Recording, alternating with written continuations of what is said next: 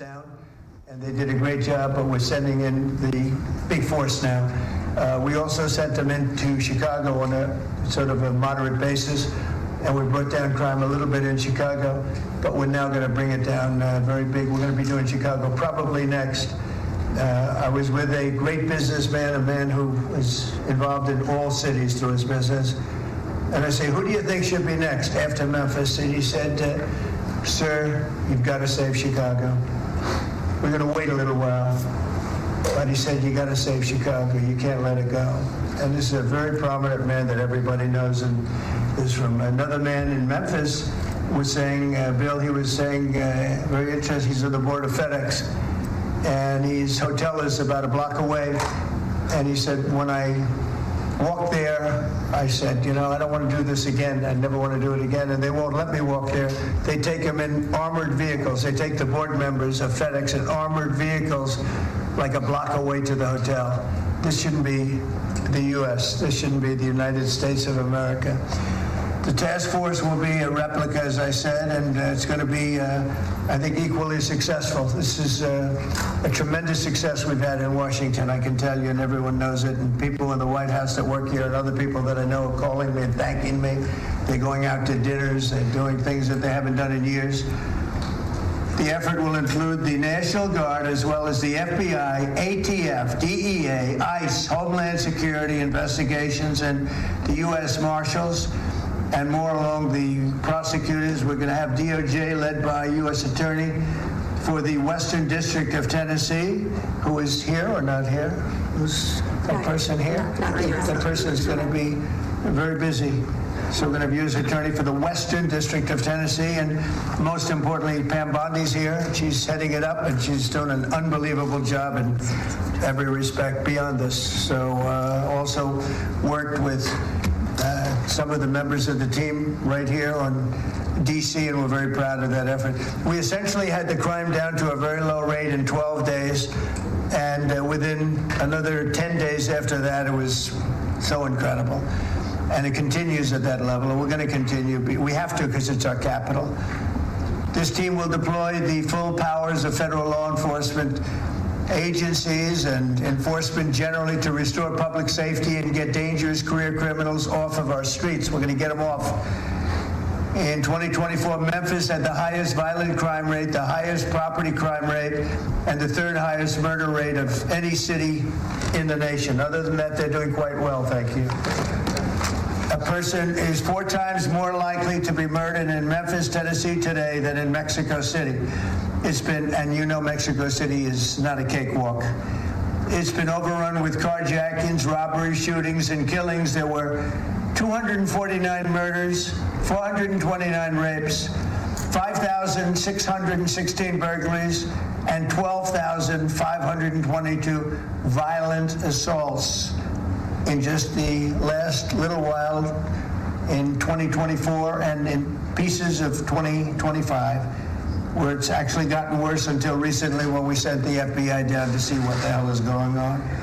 Last month, a vicious thug carjacked an elderly woman parked at the movie theater, dragged her out of the car, and body slammed her into the pavement, where she is still trying to recover. Probably won't be successful. So we're not going to allow this kind of savagery to destroy our society anymore. We're stopping it. We're doing it one by one, time, but we want to go quickly. We don't want to lose Chicago. We're going to lose Chicago. We're going to lose places like, you go to St. Louis. St. Louis. We're going to lose St. Louis. We're not going to lose. We want to save these places. You're going to lose them. It was the way the man said it. He was a very high-quality man. I said, "Who would you do next?" He said, "Sir, do Chicago. You don't want to lose Chicago." We're not going to lose Chicago. So we're going to have to go very big, and we're going to go probably, we're thinking about it for next, Pam. We're going to hold it off. We're going to do some of the smaller ones, and the truth is our people are so good. Gaddy, you're doing a great job wherever you may be. We're doing so good that I don't think we need too much practice, right? But we got to go and save our big cities, our great cities. Chicago's a great city, and we're going to make it great again very soon, and I think we can do that. Despite the tremendous size, I think we can do a real job, and we're going to give you the resources that you need. So with that, I'd like to just end by saying we're going to make Memphis safe again, and I'd like to ask Governor Bill Lee to say a few words, and then Pam can talk, and anybody else you'd like to talk to. We'll go through the whole list. We have all day long if we have to, because this is a very important thing. We have to save our country from violent crime. So, Bill? Yes, sir. Mr. President, first of all, thank you. Thank you. Thank you for your commitment for federal resources to the great city of Memphis. And it is a great city, and it has a great history and a great legacy. And we are very hopeful and excited about the prospect of moving that city forward. I've been in office 7 years. I'm tired of crime holding the great city of Memphis back. And I have spoken today with the director of the U.S. Marshals, with the director of the FBI, with General Bondi. We realize that this effort of multi-agencies that will combine the work of the Tennessee Highway Patrol and the local police departments, when we come together, we can make significant change in our city and the city of Memphis, and that is a powerfully important thing for the state of Tennessee, and I want to say thank you. This will be your proudest moment when we see you in 4 or 5 weeks, maybe sooner. You're going to see numbers that will drop and plummet like you haven't. Just like we did in D.C., they plummeted. Nobody could even believe it. And they're going to plummet. It'll be one of your really proud moments, and you've done a good job, too. But this will be maybe your proudest moment. Thank you, sir. Okay? And the director, as the director said, the goal is sustained. Right. Got to keep it. Sustained crime lowering, and that with this effort, I believe we can get there. We can finally get there for that city. Yep, we're going to have it sustained a long time. And your people are going to get better and better, and your police force has been terrific. They're working with us very much, as you know. We started it, as I said, on a little basis, and we got it down quite a bit, but now we go in for the big march, okay? And Director Patel and his team have done remarkable work so far. As you know, the numbers are great, and this will be one more step in the right direction for Memphis. That's true. Thank you. He's done a very good job. Thank you very much. Pam, please. President Trump, at your directive, we went in, as you all know, to D.C. and took over the city of D.C., working hand in hand with Metro Transit Authority. All of the agencies represented here today got over 2,000 violent offenders, got over 200 guns off the streets of D.C., and D.C. is safe again. And now, Governor, working with you and working with our 2 U.S. senators and all of our agencies working hand in hand, we're going to do everything we can to make Memphis safe again. That was President Trump's directive to us, and it's easy to do when you're working with such great leaders. And Secretary Noem, you have been instrumental in this, and Director Patel has already been into Memphis and gotten so many violent offenders and guns off the street, and that's what started it. Attorney General Todd Blanche, thank you. We've all been going nonstop, working hand in hand together, and Gowdy Serralta, Terry Cole, and Director Driscoll of ATF wearing 2 hats, and Pete Hegseth with the National Guard, all working hand in hand and being out there for a month. You can't tell who's with what agency but for the T-shirt they're wearing, because everyone's working hand in hand, and that's why we've been so successful. We're going to do that in Memphis, and we're going to get crime off the streets. That's great. Thank you, Pam. Great Thanks, job. President. Christy, go ahead.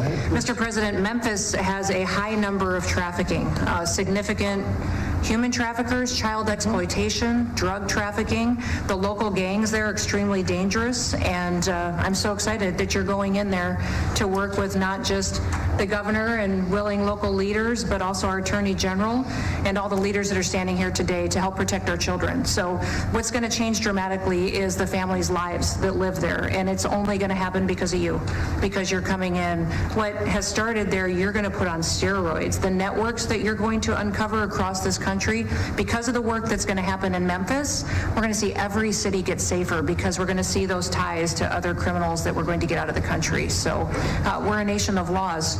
And sir, thank you for caring about every single city. Thank you, Christy. Really nice. And what makes it to me so exciting is the success we had here so quickly. And, you know, we've taken close to 1,500 people out of D.C. But when I saw the result happen so quickly, and so many people are so thankful, and people that you pass them every day and they're fine, all of a sudden they're thanking me so profusely. It was so exciting what's happened. It continues to be what happened in D.C. And so that's what makes this, I think, even more exciting, because we know what's going to happen. We know we have the people. Well, look, we're sending in a lot of help These cities have been taken over for years, and the last 4 years under Biden, what's happened is just a disgrace. So it really has, the success we've had here has made it to me much more exciting, because I think we're going to have proportional. I mean, you have cases where it's even worse. I have some people, we have some people quoted today that we took out of papers.